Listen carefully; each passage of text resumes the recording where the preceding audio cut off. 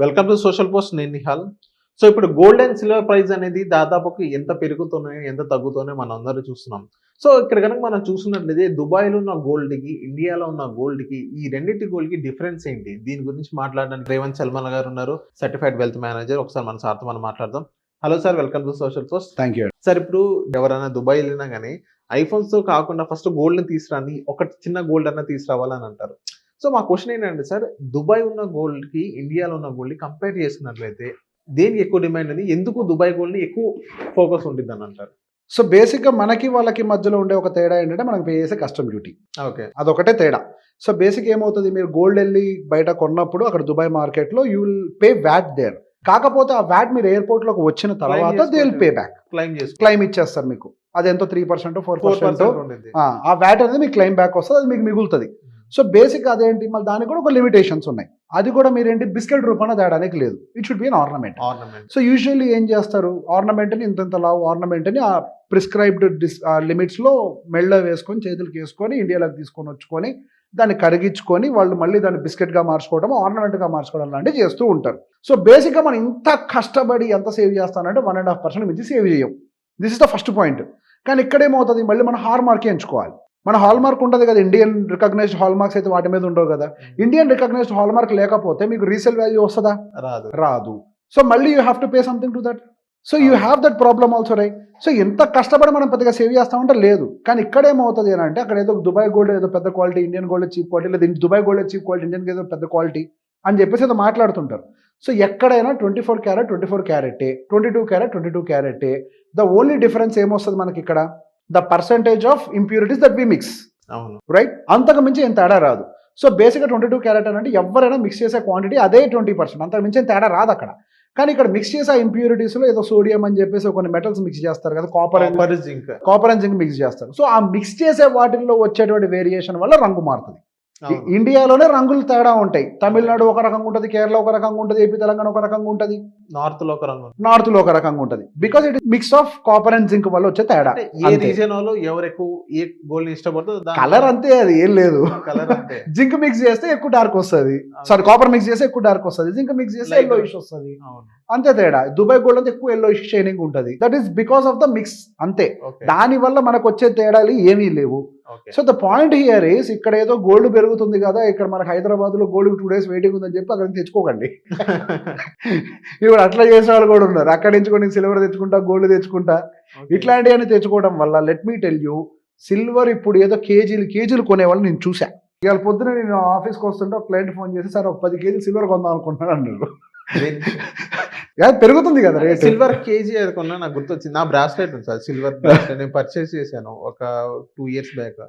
అది నేను ఎక్కడైతే నేను ఏ షాప్ లో ఏ అవుట్లెట్ అయితే పర్చేస్ చేశాను, మళ్ళీ అక్కడికి వెళ్తే 50% కూడా ఇవ్వట్లేదు. That was the point exactly. మీరు బిల్ ఉన్నా రాదు రేటు. ఇప్పుడు బేసిక్ గా సిల్వర్ అనేది ఒక ఇండస్ట్రియల్ ప్రోడక్ట్, ఫస్ట్ అది అర్థం చేసుకోండి. సిల్వర్ పెరుగుతుంది కదా అని చెప్పేసి కేజీలు కొనుక్కొని దానితో ఏమైనా చైన్లు చేయించుకుంటావా? ఏం చేయించుకోవడానికి పనికిరాదు సిల్వర్. ఇంట్లో ప్లేట్లు చేయించుకుంటారు, ఏం చేసుకుంటారు? ప్లేట్లు చేయించుకొని, గ్లాసులు చేయించుకొని ఏం చేయించుకుంటారు? వాడే అంత చేయించుకుంటాం అంతే. మిగతాదంతా ఏం చేసుకుంటారు ఆ సిల్వర్ గోల్డ్ని? మీరు దాన్ని రీసేల్కి వెళ్ళినా కానీ దాన్ని ఎవడు కొండు. You have to understand this. I have few clients, gold shop ఓనర్లు ఉన్నారు. చిన్న సైజ్ ఏం కాదు, పెద్ద సైజులో లార్జ్ సైజ్ వాల్యూమ్లో ట్రేడ్ చేస్తారు వాళ్ళు గోల్డ్ని. వాళ్ళు చెప్పిన మాట నాకు, సార్ మీరు జీవితంలో సిల్వర్ ఫిజికల్గా కొనకండి, మీరు నా దగ్గరకు వచ్చి సిల్వర్ కొనుక్కొని వెళ్ళి సంవత్సరం తర్వాత మళ్ళీ నాకు అమ్మితే నేను సగం రేటు కూడా ఇవ్వను మీకు అన్నాడు ఆయన. ఇది రియాలిటీ. నాకు అదే ప్రాబ్లం సార్, ఇదే రియాలిటీ. నేను వేరే పెద్దదానికి అప్డేట్ అవ్వాలనుకుంటున్నాను, కానీ 50% కూడా రాకపోతే ఇక్కడ రాదు సిల్వర్ కి. ఎందుకు గోల్డ్ కి మాత్రం 100% పే చేస్తారు అనుకుంటున్నారా? లేదు, 20-30% పోతుంది. ఇప్పుడు బేసిక్ గా ఫస్ట్ కొన్ని విషయాలు మనం అర్థం చేసుకుందాం. ఇప్పుడు రియలిస్టిక్ గా ఇప్పుడు డిస్కషన్ వచ్చింది కాబట్టి, ఇప్పుడు మీరు గోల్డ్ పెరుగుతుంది కదా అని చెప్పి ఆర్నమెంట్లు చేయించుకున్నారు అనుకోండి. ఓకే, యూ పే ఏమేమి పే చేస్తాం? 3% GST పే చేస్తాం, మేకింగ్ ఛార్జెస్ పే చేస్తాం, ఇంకోటి అంటే వేస్టేజ్ పే చేస్తాం. మేకింగ్ అండ్ వేస్టేజ్ మీద మళ్ళీ GST 18% పే చేస్తాం. పుట్టుగెదరు ఇదంతా కలిపి 25 to 30% మనకి పోయింది. అంటే ₹1,00,000 గోల్డ్కి 30% పోను 70,000 గోల్డ్ మీ ఇంటికి వచ్చింది. ఆ తర్వాత ఇదే 70,000 గోల్డ్ని తీసుకొని వెళ్ళి మీరు నేను మళ్ళీ అమ్మకానికి పెట్టేస్తానని చెప్పి పెడితే వాడు 70,000 మళ్ళీ మీకు తిరిగి ఇడు. ఆ రోజున మార్కెట్ రేట్కి 2% 5% డిస్కౌంట్కి తీసుకుంటాడు. మళ్ళీ ఆ గోల్డ్ మీద స్టోన్స్ అన్ని మళ్ళీ తీసేస్తాడు. స్టోన్స్ ఇవన్నీ మర్చిపోండి, సరే రా గోల్డే అనుకోండి, ఇట్లాంటి ఒక కడియమే అనుకోండి, ఇట్లాంటి ఒక కడియమే తీసుకెళ్ళి నేను అమ్మితే నాకు ఈ రోజు మార్కెట్ ప్రైస్ నాకు దీనికి ఈడాడు. అవును, ఎందుకు ఇయ్యాడు? సార్ నేను తరుగులు గిరుగులు అన్నీ తీసేసా, అన్ని తీసిన తర్వాత కూడా అట్లీస్ట్ ఉన్న నెట్ వెయిట్కి రేట్ ఇవ్వాలి కదా, ఎందుకు ఇవ్వడు? వాడు చారిటీ రన్ చేస్తున్నాడు అక్కడ, మరి వాడు ఎక్స్చేంజ్ చేసుకున్నందుకు వాడికి డబ్బులు రావాలి కదా, వాడు 2% 5% వాడు కమిషన్ పెట్టుకుంటాడు కదా, మరి మరి ఇవన్నీ ఆలోచించి తీసుకుంటున్నారా? ఎటు చూసినా ఫిజికల్ గోల్డ్ ని మన ఇన్వెస్ట్మెంట్ మాడ్యూల్లో చూడకూడదు. బెటర్ ఏంటి అని అంటే, మొన్న ఈ మధ్య నేను చెప్పాను లేదో నాకు గుర్తులేదు, లలిత జ్యువెలరీస్ ఓనర్ ఆయన ఒక ఇంటర్వ్యూలో చెప్పాడు, కిరణ్ గారు, ఆయన ఒంటి మీద ఎప్పుడు 18 క్యారెట్ గోల్డే ఉంటుంది అని. ఎందుకు? 18 carrot will have more strength, and number 2 18 క్యారెట్కి 22 క్యారెట్కి ఏం తేడా కనిపిస్తుంది నీకు? The point here is ornament పని ఏంటి? వేసుకోవటం. వేసుకున్న ఆర్నమెంట్ ఎలా ఉండాలి? గట్టిగా ఉండాలి. అది 22 అయితే నీకేంటి, 18 అయితే నీకేంటి? అంతే. ఇన్వెస్ట్మెంట్ కోసం కాదు కదా నువ్వు కొనుక్కునేది, వేసుకోవడం కోసం కదా. వేసుకోవడానికి 18 కదా నువ్వు కొనుక్కోవాల్సింది, 22 ఎందుకు కొనుక్కోవాలి? ఇట్లాంటి వంగిపోతుంది. నా తెలియక నేను 22 కొనుక్కుని ఇట్లాంటి వంగిపోద్ది. ఇది 18 కొనుక్కుంటే వంగదు కదా, రిపేర్ రాదు కదా. అప్పటికి 2 సార్లు సెట్ చేపిస్తే ఇంకో వాడు రెండోసారి వెళ్ళినప్పుడు చెప్పాడు, ఇంకోసారి సెట్టింగ్ వస్తే తిరిగిపోద్ది అని. You got the point. So quality మనం వేసుకోవడం కొనుక్కునేటప్పుడు సెంటిమెంట్ ఉండొద్దు. Why 22, go with 18. అది ఇన్వెస్ట్మెంట్ కాదు కదా, కన్జంప్షన్ కదా. కన్జంప్షన్ అంటే 18కి వెళ్ళాలి, 22కి వెళ్ళాల్సిన అవసరం ఏం లేదు. బేసిక్గా మనం గోల్డ్ షాప్కి వెళ్తే 22నే అమ్ముతాడు, 18 అమ్మడు ఎక్కువ. ఎందుకు? కొనే వాళ్ళందరూ ఈ 22నే కొంటానంటారు. 2, వాడికి ఆ వేస్టేజ్ కానీ మేకింగ్ కానీ పర్సంటేజ్లో వేస్తాడు కదా. 22కి అయితే వాడికి ఎక్కువ కమిషన్ వస్తుంది, 18కి తక్కువ వస్తుంది, గోల్డ్ రేట్ తక్కువ కదా. అవును. సో షాపర్ కదా లాభం, కానీ నీకు ఉండాలి కదా. When you demand you will get it, if you don't demand you will not get it. అవును సార్. మరి 18కి మరి 22కి మనం కంపేర్ చేసుకున్నట్లయితే ప్రైస్ అనేది దీని తక్కువ అన్నారు. సో 18 అనేది మళ్ళీ మనం రీసేల్ చేసినా కానీ వాల్యూ కూడా తక్కువగానే వస్తుంది కదా. ద పాయింట్ హియర్ ఇస్ మీరు కొనే రేట్ కూడా తక్కువే కదా. ఇక్కడ మీరు ఎప్పుడైనా 18కి కానీ 22 క్యారెట్కి కానీ 24 క్యారెట్కి కానీ ద పర్సంటేజ్ ఆఫ్ గోల్డ్కి మీరు రేట్ కడతారు, రైట్? ఇప్పుడు మీరు 24 క్యారెట్కి ఎక్కువ రేటు కడతారు, ఎందుకు? 99.99% గోల్డ్ ఉంటుంది కాబట్టి. ఓకే, నెక్స్ట్ 22 క్యారెట్ అంటే ఏంటి?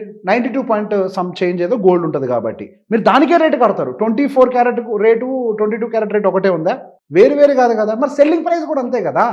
It is all about how much percentage of gold is mixed in that ornament, right? In the same way, for the 18 carat gold, we'll have lesser component of gold. We'll have more copper, more zinc. అంతే కదా, more copper and zinc ఉంటుంది మనకి. So దానివల్ల మన buying price కూడా తక్కువే కదా. End of the day you will have the same thing. మనకు ఆన్లైన్లో డిస్ప్లే అయ్యేటప్పుడు 18 క్యారెట్ రేటు ఉంటుంది, 22 క్యారెట్ రేటు ఉంటుంది, 24 క్యారెట్ రేటు ఉంటుంది కదా, రైట్? నెట్ వెయిట్ మీద 18 క్యారెట్ రేట్ ఎంత ఉందో దాని తగ్గట్టే కదా మళ్ళీ అమ్మినా కానీ. అవును, నెట్ వెయిట్ మీదే కదా లెక్క వచ్చేది. When you are buying at the lower price, you will also sell at the lower price. Lower price doesn't mean discounted price, market price only. You are buying at the lower price. 1,00,000 కొంటున్నారు, 90కి అమ్ముతారు, లేదా 95కి అమ్ముతారు. 90కి కొంటున్నారు 22 carrot, 85కి అమ్ముతారు. 70,000కి కొంటున్నారు 18 carrot, 65,000కి అమ్ముతారు. The point here is పర్సంటేజ్లో 5% పోను మీరు commission అడిగి ఇచ్చేసి మిగతాది అంతే అమ్ముతారు. కొన్న రేటుకి అమ్మే రేటుకి ఉండే ప్యారెట్ పెద్దగా తేడా లేదు. ఇక్కడ మనం మిక్స్ చేసేది ఎంత ఉందో దాన్ని బట్టి రేట్ డిసైడ్ అవుతుంది, అంతే కదా. So what is the difference? Investment పెట్టాలి అనుకున్న వాళ్ళు ఆర్నమెంట్లో పెట్టద్దు. ఇప్పుడు ఏం చేస్తారు? దుబాయ్ నుంచి తెచ్చి బిస్కెట్లు చేసేసి బీరువాలో పెట్టుకుంటారు. What is the point? దానికి హాల్ మార్క్ ఉండదు, వేయించుకోవాలి, మళ్ళీ దానికి ట్యాక్సులు కట్టాలి. You should have a proof. Sell చేయాలన్నప్పుడు ఎక్కడి నుంచి కొన్నారని బిల్లు లేని దానికి విలువ ఉండదు మళ్ళీ. అవును కదా, గోల్డే మళ్ళీ గోల్డే, బిల్లు లేకపోతే వాల్యూ లేదు. మళ్ళీ ఏం చేస్తారు? మళ్ళీ దాని ప్రూఫ్లు సబ్మిట్ చేయాలి. So there are complications also కదా. సో బేసిక్ ఏదో 1% సేవ్ అవుద్ది అనుకునే లోపల మిగతా అన్ని పోతాయి ఇక్కడ. అవును. సో బెటర్ ఏంటి అని అంటే అక్కడ నుంచి ఏదో ఆర్నమెంట్ చేయించుకోవాలనుకుంటే హ్యాపీగా చేయించుకోండి. ఆర్నమెంట్ కన్జంప్షన్, 1% మిగిలినట్టే కన్జంప్షన్ కాబట్టి. ఇన్వెస్ట్మెంట్ పాయింట్ ఆఫ్ వ్యూలో అక్కడి నుంచి తెచ్చుకుంటా బిస్కెట్ చేయించుకుంటా బీరోలో పెడతా కుదరదు. సార్ మాకు చిన్న షార్ట్ డౌన్లో చెప్పని 18 క్యారెట్ మాట్లాడుకున్నాం, 22 మాట్లాడుకున్నాం, 24 మాట్లాడుకున్నాం. కానీ ఇప్పుడు కొత్తగా మార్కెట్లో 9 క్యారెట్ 14 క్యారెట్ కూడా వస్తుంది. ఈ రెండింటికి ఎలా ఉంది సార్ ఇప్పుడు? సో బేసిక్గా 14 క్యారెట్లు ఇవన్నీ ఎందుకు ఇంట్రొడ్యూస్ చేసింది అంటే గవర్నమెంట్ ఇంట్రొడ్యూస్ చేసింది దీన్ని. సో బేసిక్గా ఈ గోల్డ్ దొంగతనాలు, చైన్ స్నాచింగ్లు ఇవన్నీ జరుగుతున్నాయి. ఇప్పుడు ఒక మనిషి ఒంటి మీద 22 క్యారెట్ గోల్డ్ ఉంటే వాడు చేసే రిస్క్కి వాడికి రివార్డ్ బాగా వస్తుంది గుంజుకు పోయినప్పుడు. 14 క్యారెట్కి రేటే తక్కువ కదా, వాడు చేసే రిస్క్ టు రివార్డ్కి మ్యాచ్ కాదు. స్ట్రాంగ్ ఉంటుంది, అది స్ట్రాంగ్ ఉంటుంది ఒకటి. 2 వాడు తెంపుకొని పోయినా దానికి రేటు రాదు. దానికి యాక్చువల్గా గవర్నమెంట్ ఇంట్రొడ్యూస్ చేసిన రీజనే ఇది. ఓకే, ఈ చైన్ స్నాచింగ్ కంట్రోల్ అయితే 14 క్యారెట్ వస్తాయి. ఓకే. సో చైన్ స్నాచింగ్ కోసమే ఇది దానికోసమే చేసింది. అంటే ఇంకోటి అంటే పేదవాళ్ళ కోసం అందుబాటులో ఉండాలి. అందుబాటు డెఫినెట్గా yes, but actual reason is chain snatching తగ్గాలి, దొంగతనాలు తగ్గాలని. చైన్ స్నాచింగ్ వల్ల ఎన్నో డెత్స్ అవుతున్నాయి, దొంగతనాలు ఎక్కువ జరుగుతున్నాయి. 14 క్యారెట్లు ఉంటే వాడు దొంగతనాలు చేయడు. అంటే సార్ ఇప్పుడు మనం గోల్డ్ అనేది బ్యాంక్ లో పెట్టుకుని కొలాటరల్ పెట్టుకోవచ్చు, లోన్స్ వస్తాయి. అండ్ నెక్స్ట్ ప్లాటినం మీద అయితే రాదు రాదు. అండ్ నెక్స్ట్ ఇప్పుడు 14 క్యారెట్ మీద మనకి లోన్స్ వస్తాయి. యాజ్ ఆఫ్ నవ్ అయితే మనకి దేని మీదైనా లోన్ ఇవ్వాల్సిందే. ద పాయింట్ హియర్ ఇస్ ప్రతి ఒక్క క్యారెట్కి ఒక రేట్ డిసైడ్ చేయబడి ఉంటుంది, రైట్? దాంట్లో 70% 60% లోన్ ఇవ్వాల్సింది, ఓకే రైట్? అంతకు మించి నేను అదే చెప్పేది. ఇప్పుడు 14 క్యారెట్ అని అందులో గోల్డ్ లేదని కాదు, గోల్డ్ పర్సెంటేజ్ తక్కువ ఉంటుంది, అంతే తేడా. Okay. So thank you sir, మా సోషల్ పర్సన్. Most welcome.